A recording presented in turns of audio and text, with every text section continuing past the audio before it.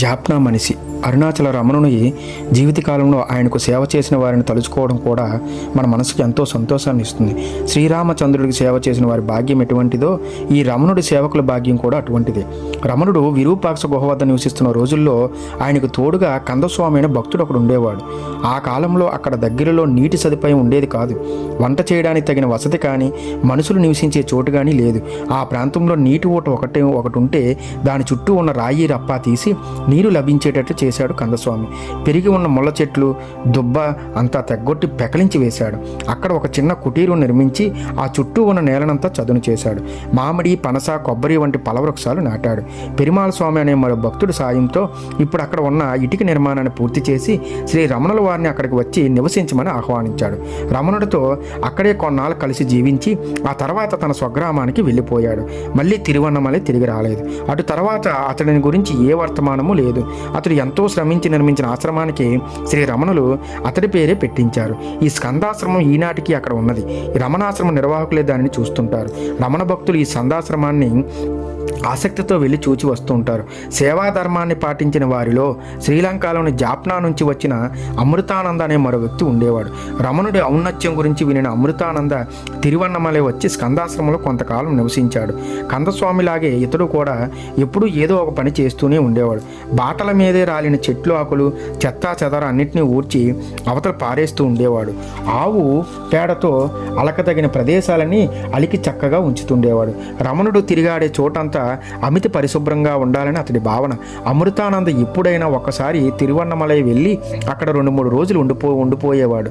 ఆ సమయాల్లో బాటల మీద రాయి రప్ప చెట్లు కొమ్మలు చెత్త కనిపిస్తే రమణుడు చిరునవ్వుతో జాప్నా పెద్ద మనిషి ఆశ్రమంలో లేడా ఏమిటి అని అంటుండేవారు. ఒక రోజున అమృతానంద నీళ్ళలో ఆవు పేడ ఎక్కువగా కలిపి బాటలన్నీ అలికేసరికి వాటిపై నడిచి వెళ్ళిన వారి కాలికి కొద్దిగా పేడ అతుక్కున్నదని పెరుమాళ స్వామికి అమృతానంద మీద చెడ్డ కోపం వచ్చి ఈ జాప్నా మనిషి ఆవు పేడతో ఈ ప్రదేశాన్ని అంతా ఖరాబు చేస్తున్నాడు, అతడికి ఇక అన్నం పెట్టకండి అన్నాడు తోటివారితో.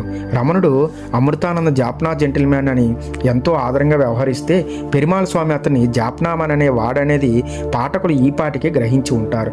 దీనిని బట్టి రమణుడికి అమృతానంద పట్ల ఎలాంటి అభిప్రాయం ఉండేదో, పెరుమాళ స్వామి వంటి వారికి అతని గురించి ఎలాంటి భావం ఉండేదో తెలియడమే కాక ఆశ్రమంలో అన్నం పెట్టకండి అనేటంతటి శిక్షకు అమృతానంద అర్హుడేనా అని విషయం కూడా పాఠకులు ఆలోచించవచ్చు.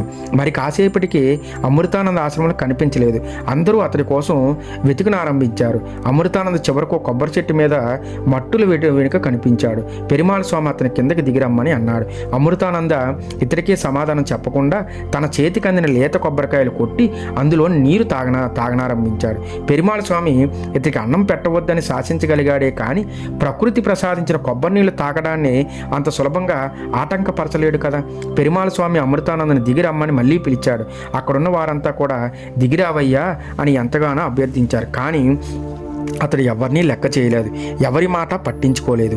మధ్యాహ్నం భోజన వేళకు అమృతానంద హాజరు కాలేదనే విషయం గమనించిన శ్రీ రమణులు అతడు ఏడి అని అడిగారు. అమృతానంద చెట్టెక్కి కూర్చున్నాడండి. అందుకు సంబంధించిన వృత్తాంతమంతా రమణులకు చెప్పారు.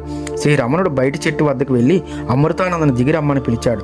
ఆశ్రమంలో మరెవరినీ లెక్క చేయని అమృతానంద రమణుడు పిలవగానే మారు మాట్లాడకుండా చిన్న పిల్లవాడి వతిగా ఆయన చెప్పినట్లు చేస్తూ దిగివచ్చాడు. శ్రీరాముడు ఆంజనేయుడికి శిరోధారమైనట్లు శ్రీ రమణుల మాట మీద అమృతానందకు అంత గురి ఉండటంలో ఆశ్చర్యం ఏముంది? అతి సామాన్యుడిగా కనిపించి ఈ అమృతానంద మహాగురువుగా గుర్తింపబడిన శ్రీ రమణుల వారి మధ్య ఉన్న ఈ పరస్పర ఆదరాభిమానానికి కారణమేమిటి?